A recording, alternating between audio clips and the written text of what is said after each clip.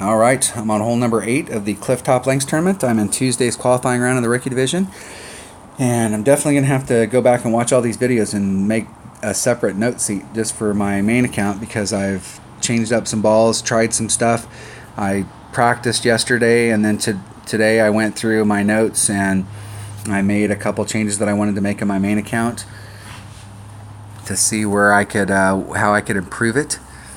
Now on this hole, I demoed this yesterday, and I came out here with a katana in my practice account because I really don't have a lot of kingmakers to speak of in that account.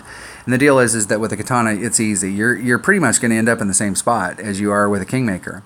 The difference is that when you come into the shot to the green, your red line's going to be in the wrong spot, and you'd have to do an overpower shot with your short iron in order to get it up to so that you can engage some fairway in order for the backspin to work. And your long iron is where it at mid club, you're past the hole where it's not going to get enough backspin to get back to it. So ball choice here for your clubs is going to be really important. And if you find you're in the wrong spot, then what you'll do is don't put as much topspin on for this shot, so that you're back a little bit further, or you're forward a little bit further.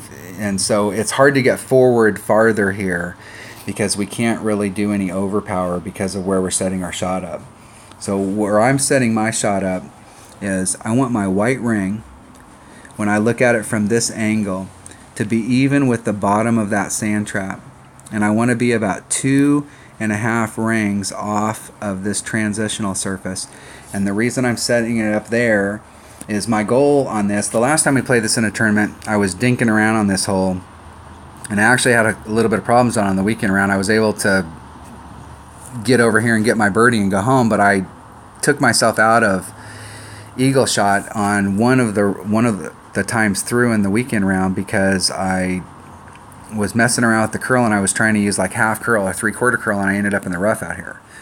So I'm trying to set this shot up here so that I can do max curl on my club and end up in the spot. And if I find that I'm ending up too low, then what I'm going to do is, instead of 2.5 rings, I'm going to do 3.5 rings or 4 rings, or however many rings I have to be out to bring my ball back out here.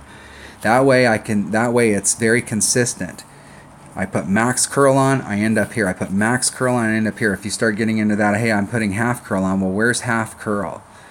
Or where's 3/4 curl? Because there's no little gauge on the curl marker. You can't really tell if you're getting in the same spot every time. So I'm trying to set this shot up so that every time I do max curl and it ends up where I want, max curl and I end up where I want.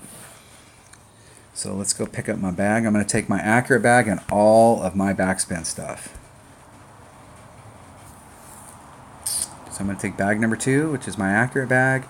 And I'm going to take my Saturn. I'm going to switch this. If I'm in my Guardian range, something went horribly wrong, but I'm going to take all my backspin stuff because I have a level 10 claw, and you can also get it done with a level 9. If you got a level 9, you still got that backspin on there. I'm gonna go with a claw as opposed to a thorn. Now, a thorn's got 3 more backspin, a little bit better ball guide.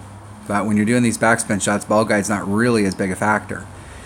Where the difference is that my claw is 75% accurate and my thorn is 57. So that means my thorn is 1.9 per ring and my claw is 1.5. And so I would rather be in my claw, and where we're at down here, it's going to be a maximum, a full wind adjustment. So it's going to be 1.5 per ring. And that extra accuracy is huge. When you're trying to sink one of these shots, it's easier to make wind adjustments when the club's more accurate. So I'm going to bring my claw. While I normally do not switch up what I call my usual suspects, I am going to switch to a machete. And that was machete. Let me write that down. Machete was, where is my machete? It's 1.1, 2.2 per ring. If a machete plays like any other rough iron that's out there, and just speaking from the Nirvana as a case point, whatever my Nirvana hits, its accuracy is 97, so it's about 100%. I mean, it's pretty close to 100% accurate. So it's 1.1, 1.0 per ring. I actually play it at 2.0 per ring. because I found that what happens with the rough irons is that here's your let's take for instance your long iron, because it's the same kind of distances. Here's your long iron, here's where you're hitting from, and here's where you're hitting to. And let's say you have a long iron that hits 125 yards. So it will max, you're going to run into your red line at 125 yards.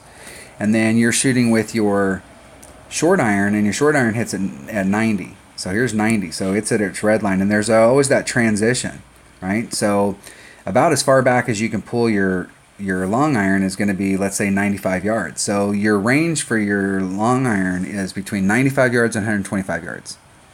With your sand wedge and your rough iron, you can go from 0 to 100, in this case 129 yards.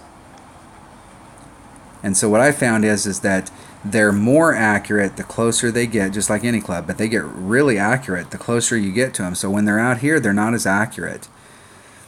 So I usually play my Nirvana at about 2 per ring when it's at full. When it's at about a 2/3, I play it at 4. When it's at about a third, I play it at 8. And anything closer than that, then I start doing cup adjustments. And I've been playing it like that for a long time, and I play my sand wedge the same way. I try not to get into the sand, so I don't have to use my sand wedge very often, but with your rough iron, this is how I play it, and I like these numbers. So if the machete is anything like the Nirvana, then the machete is, even though it's 1.1 per ring, it's probably going to play closer to 2.2, and that's what I wrote down on my sheet. For my Spitfire, I'm going to bring out a Houdini. And once again, I'm bringing this club because I had 100% accuracy. Or excuse me, 100% backspin. And it's 52. And let's see what I wrote down for it. So 52 is 1.9, so it's 3.8 per ring is what I wrote down on it. So on there, I would do 3.8. If I was 2/3 of the way out, I would double that. So I'd do 7.6 per ring. And if I was only a third out, then I would quadruple that. That's just how I play them. And everybody has to kind of figure out how they're going to play these holes. Okay, I got the bag I want. Now I'm going to bring a ball, and I'm going to bring, what I really want to bring here is a Kingmaker.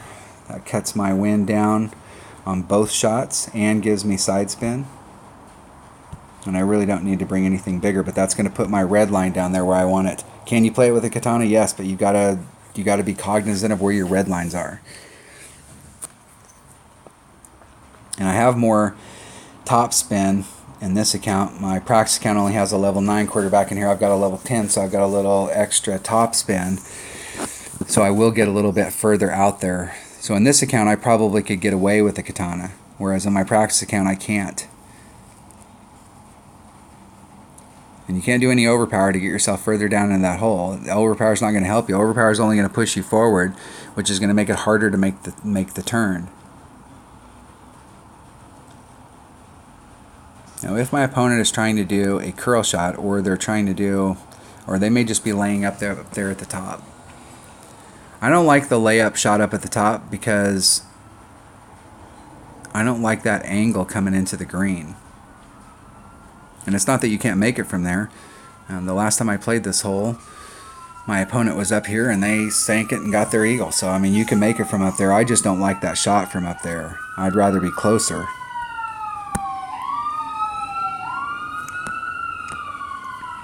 Okay, so I want to be back just a little, about 2.5 rings out. So one where my white ring is right even with the bottom of that sand. I'm trying to put everything on it. I'm going to take the wind out. That's a 2/6 pull. That's 2.6 rings. Max curl. Hitting great on the inside. Now watch where it hits. Okay, I left myself plenty of room there. That's why I was 2.5 rings off there, so that I had plenty of room. Normally I always like to be 2 rings off at a minimum, and I added on that extra half a ring just because I'm doing so much curl. Whenever you're doing curl, it's important to be out just a little bit further so the curl has an opportunity to engage. So what I find when you're up here at the top is this is the deal. You're having to come at it from the side, and you're having to use curl in order to bring the ball back to the hole. And anytime you use the word curl in a shot, that shot's chances of going in. It's not that it won't go in or can't go in, it's just that it's diminished and it's hard to replicate. The other thing you can do here is a rough bump, and I am not a fan of that rough bump. That is a very narrow rough strip, and we're getting tailwind here, and you got to make a awesome adjustment. Let's see where my red line is, right there. Awesome. Got plenty of room. And I did not have plenty of room yesterday with the katana, so that's why I'm bringing a Kingmaker. I'm going to go right at it. Okay, 3.9, it's 1.5 per ring, so that's 9, it's about a ring and two thirds, or excuse me, 2 rings and 2/3. That's all about hitting it perfect. Hitting it great to the right. And that was great to the right. But once again, I gave myself a look at it. If you give yourself a look on every single hole you had you gave yourself, you were in the right spot, you had the right club, you had the right ball, and you're giving yourself a look at those, you're going to get some of those to drop.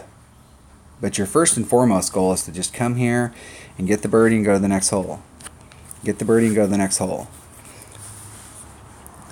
The mass majority of people that are on this hole are going to get birdies. But there's going to be some that get pars. And then they're going to go to the next hole, and the mass amount of people are going to get birdies, and some are going to get pars. And the deal is that when you start adding up how many people got a par on one of these holes, that's a big number in the group. That's 70 or 80 people in the bracket that ended up failing on one hole, and you went out there and just played consistent. And that means that you're above those 70 or 80 people. Now all of a sudden you're in the top 20, and all you did was just play a clean round. All right, I will forfeit. All right, that was Clifftop Links, hole number 8. I really like this hole, and I like that look at it. And when you're doing those backspin shots, you know, with any of the shots that are going into the green, the ideal is that you need to hit it perfect so you can get a read. Because when you're doing those backspin shots, sometimes the ball the course has got a slight angle to it. When you hit it, it'll backspin, but it'll backspin in that direction. And so I didn't get a good read on that as far as like where I was at, but that was definitely great to the right. But I do like that shot, and I do like coming at it from that angle. I think I will, you know, all I want that is to drop one time during the tournament, and that's a shot. You know, you don't have to pick them all up. You just need to pick up one here and one there, and the next thing you know, you're up at the top. All right, that was hole number 8, Clifftop Links. Thanks for watching.